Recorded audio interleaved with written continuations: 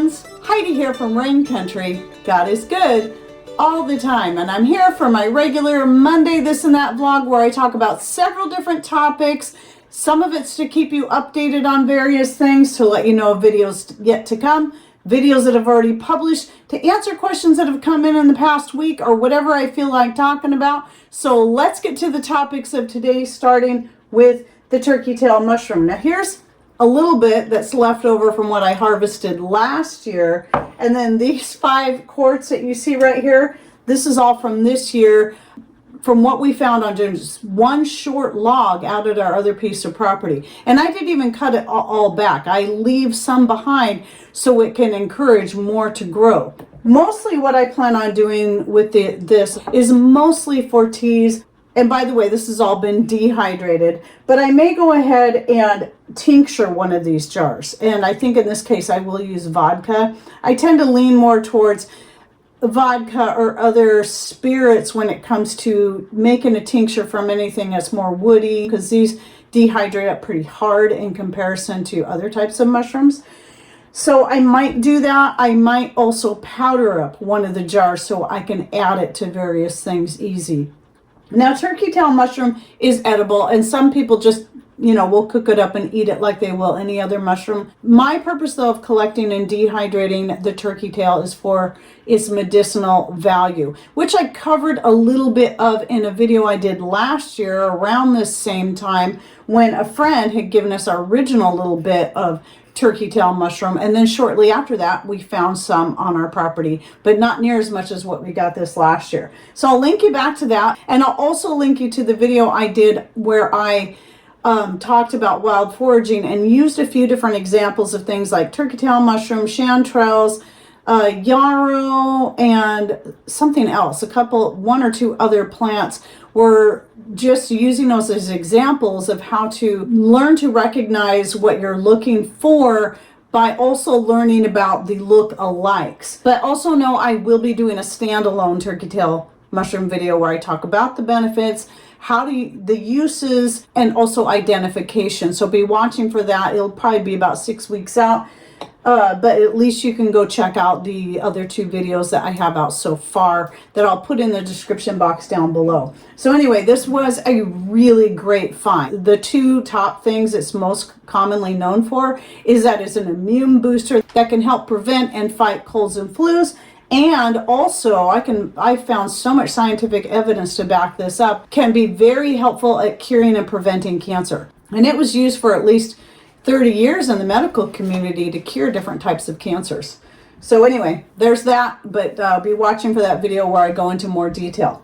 You might have seen the short that came out where I was showing my greenhouse and the tomatoes, and I did end up picking those 2 tomatoes that I thought were conjoined, but they weren't actually conjoined. But you see this kind of flat area here? They were actually so tightly together that they were stuck.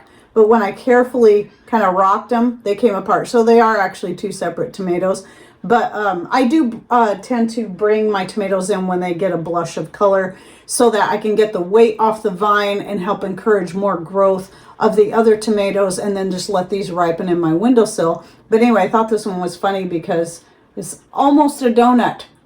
These are the purple tomatoes, which I believe are purple Cherokee. Everybody who looks at these tomatoes and has grown the purple Cherokee say that that's what this looks like to them. And they do, a lot of them do tend to turn out a little bit wonky in shape. I get all kinds of shapes. I get some that turn out more smooth like this, but this is their final color, what they look like when they're fully ripe, which isn't, in my personal opinion, isn't actually purple. Maybe some people get purple.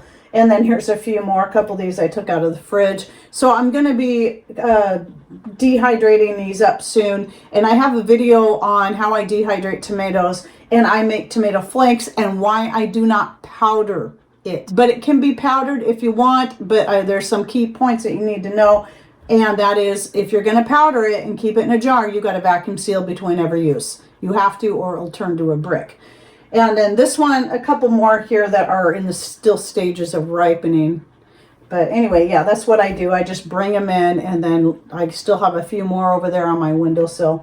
Those are my favorite ones to grow. I grow a few different tomatoes, but more and more I get to where I plant more of these. And the reason I'm not absolutely certain on the variety is because I had bought a bunch of organic heirloom tomatoes that had all kinds of colors in there. There was yellow and orange and red and purple.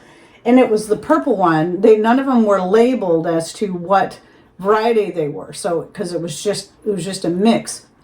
And we liked the flavor of the purple ones best. So I thought, I'm going to save the seeds from these and try growing them. And that was at least 7 or 8 years ago.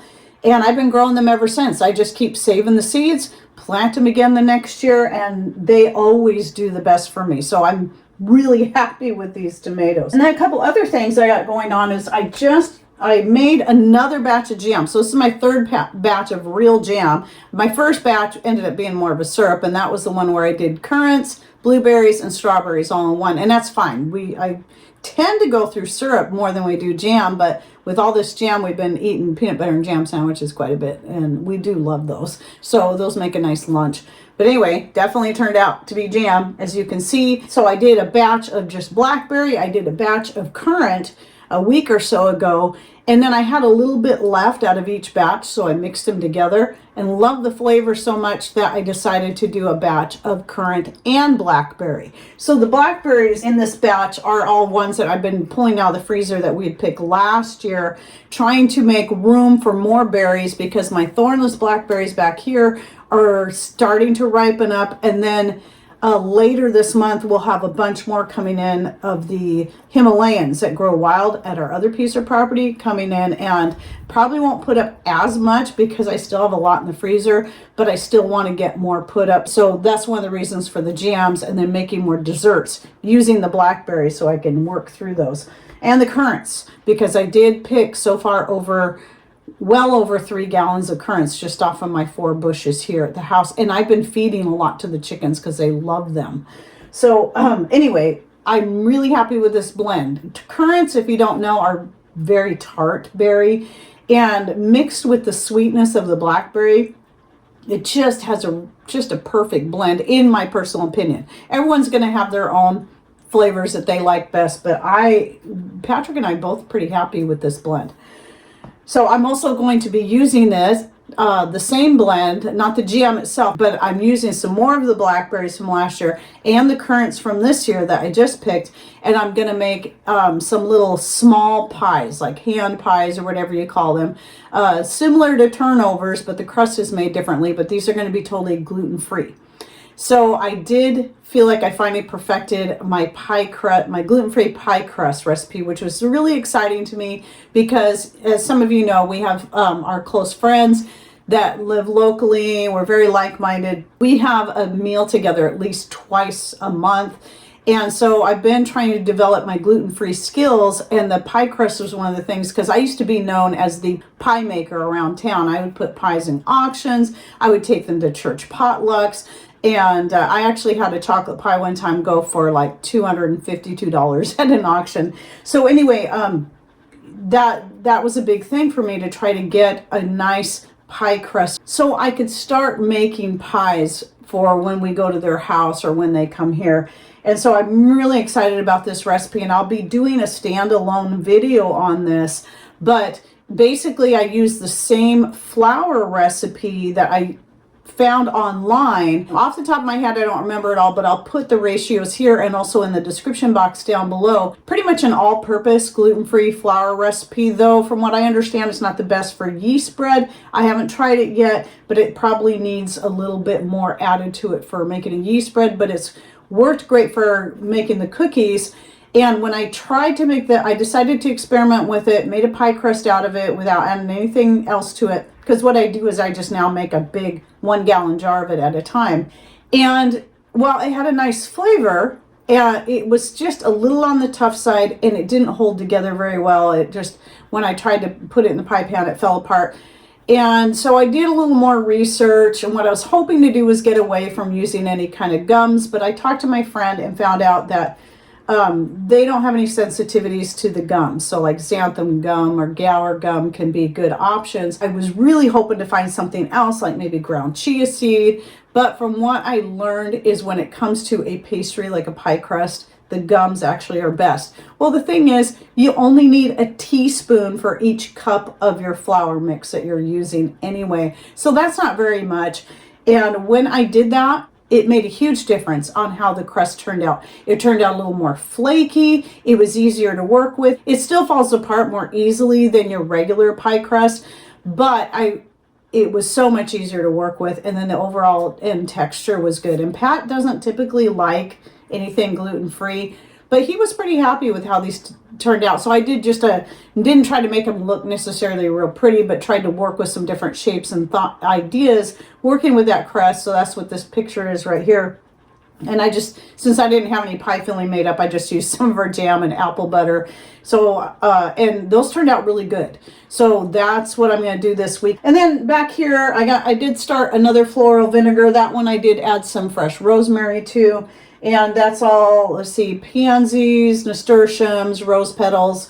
And then, like I said, the new one has the rosemary. And then right here is, I'm trying to clean a lot of stuff out of my freezer. I found I had a quart of hand-pressed grape juice from our own grapes, which is very, very sour. And so I'm, trying to get this stuff out, not wanting to start more wine because we don't drink. I use the wine for everything else. I just wanted to use that up. So I decided what I do is add some raw honey to it and my fermentation starter. Just started it yesterday, so you won't see any bubbles, but it should make a nice fizzy drink here within the next couple of days. So that's what I'm doing there. And then the other thing I wanted to talk about is the beef roast. So I did a video that came out recently about how dehydrating fish and poultry and the best way I found to do it. And I thought, well, why not try this with a beef roast? Now I have tried it with beef that I had pressure canned and got the same results as I did with the poultry and the fish. But in this case, I wanted to try baking up a roast and then taking that roast after it was cooked, freezing it, and then thawing it out and dehydrating it and see if the texture turned out the same. And it did. It's very crispy and light, very, very similar to freeze dried. So I'm really excited to find a way that you can dehydrate meat. And if you don't want it to be like a chewy jerky, which is nice, those are especially nice for taking camping, road trips, and so on. But you want something that's going to stay more crisp and easier to reconstitute in soups, gravies, and whatever else it is you're using it in. What I'm finding so far, that there's two methods you can go about it. If you don't have a freeze dryer, can't afford or don't want to invest in one, then all you have to do is, so let's say you're cooking up a big old roast or a turkey or a chicken or fish or of any kind. Take all of that leftover meat, stick it in the freezer for at least 24 hours. Take it back out, let it thaw just enough so you can spread it out on your dehydrating trays, and then dehydrate it. And as I said, it will turn out very crispy. I already have this vacuum sealed in the jar. And, but you can see in this little clip here, it's either chicken or turkey I'll put in here, where I can just crush it in my fingers. It's not hard and pliable. It just crushes. And you can powder it up very easily too if you want to. So either pressure canned or cooked and then dehydrated, or cooked, frozen, thawed, and dehydrated. So anyway, that's I'm really happy with that. And I'm going to be doing more of that because I'm trying to get more stuff out of the freezer, because not only do we have a lot of berries and grapes coming in that we need to freeze, that I prefer to freeze those things up, but we've got a quarter of a beef coming in October. So I'm trying to work through a lot of the meats in there, rotate them through so I can have the space for that quarter of grass-fed beef that's local that's coming soon. Oh, and coming back to the tomatoes real quick, I wanted to, and the cucumbers, is that it took so long this year because our season has been so cold, but I finally was able to get some lettuce, plus my borage is blooming. I've got all the nasturtiums. I've got snow peas, which also are very much behind, but at least I'm getting some now. So it's the time of the year I get to start making my beautiful, vibrant salads. I love these because they are a feast for the eyes, as well as all the different nutrients you're getting in that one salad. It's all raw and straight from the garden. So I was able to add carrots, our own homegrown carrots, some cucumbers, some tomato, and then, like I said, all the flowers. I put pansies, I put some golden oregano and fresh thyme in there. And it just makes for a wonderful salad.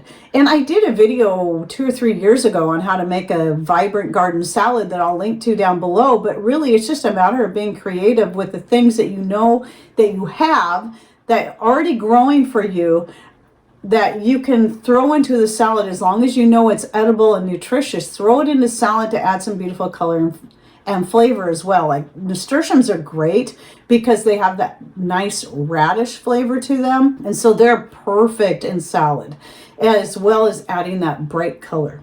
All right, so now let's talk about the collaborations coming up. I keep forgetting to talk about these in the more recent this and that videos, but at the end of this month is when I'm hoping to start putting together the canning collaboration. So I have 3 collaborations coming up. So canning collaboration. So hopefully I can get all your photos in by the end of this month. And then by the end of next month, I want to start putting together the garden collaboration.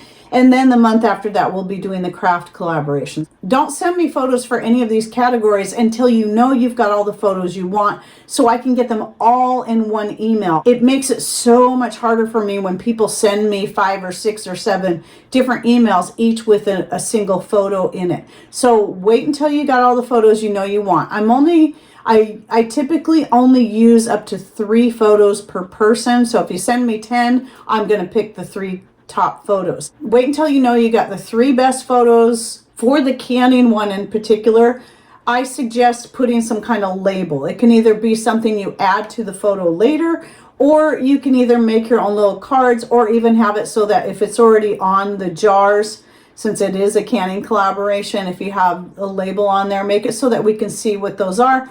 Or if you would prefer, let's say you're canning tomatoes or peaches, put a couple of those items, the fresh tomatoes or fresh peaches or pickles or whatever it is, in front of your jars. That will make it very obvious what it is. Some things are pretty easy to tell apart, where some things are not. The most I'm going to do as far as labeling is put in the name of the person, or their channel name, or their blog name, whatever it is they want me to put in. So make sure you let me know in your email what name you want to go with your photo. That's the most I'm going to do, because that alone is already a whole lot of work. I'm not going to be trying to explain what everything in every jar is. So that's going to be up to you. If you want to, you don't have to. But anyway, these collaborations are really fun because they kind of show people some of the different ideas, and it encourages people to maybe think outside the box a little bit and try something new, or even just get started on doing these things, such as canning. We've already done a dehydrating one for this past year. I'll probably do another one later this next year. And what other food preservation? We've done fermenting. I'll definitely be doing the fermenting collaboration again. That'll probably be maybe after the craft collaboration. We'll see. So just be thinking ahead on some of these things. And then what you'll do is, when you go to email me at raincountryhomestead@gmail.com, put all the photos for just one collaboration at a time. Don't put all the collaboration photos in one. So if you're wanting to participate in all 3 of the next ones coming up, don't put them all in the same email. Put them in separate emails. So if it's for the canning collaboration, only the canning photos, and title it Canning Collaboration. And then for anything you want to put in the craft collaboration, same thing. 3, 4, maybe 5 photos of any crafting item. It could be something you've sewn, something you've crocheted, something you've knitted. It could be paintings, it could be wood crafts, it could be paper crafts, whatever it is that you like to do. And take some real high quality images, and then you'll send those in a separate email called Craft Collaboration. And then same thing for the garden collaboration, your 3 to 5 best photos of your garden, and then send that with the title Garden Collaboration, because each one of those emails are going to go get dropped into a separate folder. That does a lot to make my job easier when I go to put together these collaborations, because they are the most time consuming and involved videos to put together, because there's so many layers I have to add, because you've got the background, you've got the photo, you've got the name, and then you've got the music and the special effects I'll add to each photo, the zooming in, the zooming out, and so on, to really bring out the best of the photos. So remember, keep your photos, by the way, as uncluttered as possible. Putting some things that accent what it is great, But if you have too much busyness going on, it can make it really hard to focus on what the subject matter is. So that's the key to getting good photos, is making sure that whatever you add or whatever your background is, it's going to help put the focus on the subject matter rather than distract from it. So anyway, I just wanted to share that. And I hope you enjoyed my this and that for the week. And any thoughts, ideas you'd like to share, please put those in comments down below. And thanks for watching. Take care and God bless.